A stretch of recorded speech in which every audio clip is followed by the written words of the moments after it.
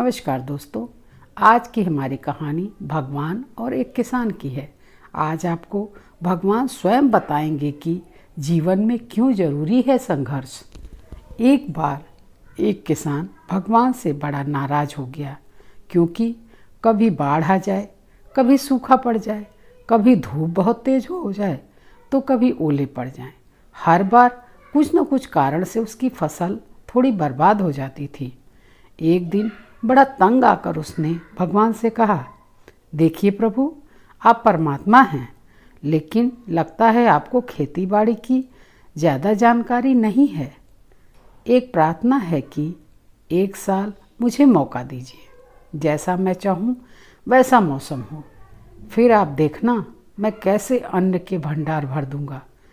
भगवान थोड़ा मुस्कुराए और कहा, ठीक है, जैसा तुम कहोगे वैसा ही मौसम दूंगा, मैं दखल नहीं करूंगा।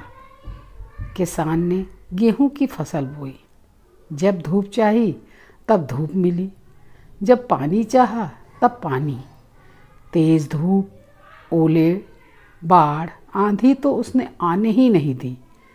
समय के साथ फसल बढ़ी और किसान की खुशी भी, क्योंकि ऐसी फसल तो आज तक नहीं हुई थी। किसान ने मन ही मन सोचा, अब भगवान को पता चलेगा कि फसल कैसे पैदा करते हैं। बेकार ही इतने बरस हम किसानों को परेशान करते रहे। फसल काटने का समय भी आया। किसान बड़े गर्व से फसल काटने लगा, लेकिन जैसे ही फसल काटने लगा, एकदम से छाती पर हाथ रखकर बैठ गया। गेहूं की एक भी बाली के अंदर गेहूं नहीं था।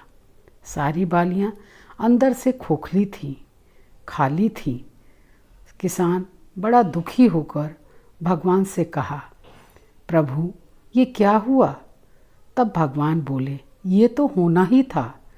तुमने पौधों को संघर्ष का जरा भी मौका नहीं दिया। ना तेज धूप में उनको तपने दिया, न आंधी ओलों से जूझने दिया। उनको किसी प्रकार की चुनौती का एहसास जरा भी नहीं होने दिया। इसलिए सब पौधे खोखले ही रह गए। जब आंधी आती है, तेज बारिश होती है, ओले गिरते हैं, तब पौधा अपने बल से ही खड़ा रहता है। वो अपना अस्तित्व बचाने का संघर्ष करता है, और इस संघर्ष से जो बल पैदा होता है वो ही उसे शक्ति देता है, ऊर्जा देता है, उसकी जीवटता को उभारता है। जैसे सोने को कुंदन बनने के लिए आग में तपने, हथौड़ी से पिटने, गलने जैसी चुनौतियों से गुजरना पड़ता है, तभी तो उसकी स्वर्णिम आभा निखरती है, जो उसे अनमोल बनाती है। उसी तरह जिंदगी में भी अगर संघर्ष ना हो, चुनौती ना हो, तो आदमी खोखला ही रह जाता है। उसके अंदर कोई गुण नहीं आ पाता। ये चुनौतियां हैं जो आदमी रूपी तलवार को धार देती हैं, उसे सशक्त और प्रखर बनाती हैं। अगर प्रतिभाशाली बनना है तो चुनौतियां तो स्वीकार करनी ही पड़ेगी, अन्यथा हम खोखले ही रह जाएंगे। अगर जिंदगी में सफल बनना है तो संघर्ष और चुनौतियों का सामना तो करना ही पड़ेगा। कहानी कैसी लगी कमेंट करके ज़रूर बताइएगा, तथा मेरे इस चैनल को लाइक और सब्सक्राइब करके मेरा प्रोत्साहन कीजिए। मिलती हूँ ऐसी ही एक नई और अनोखी कहानी के साथ। धन्यवाद।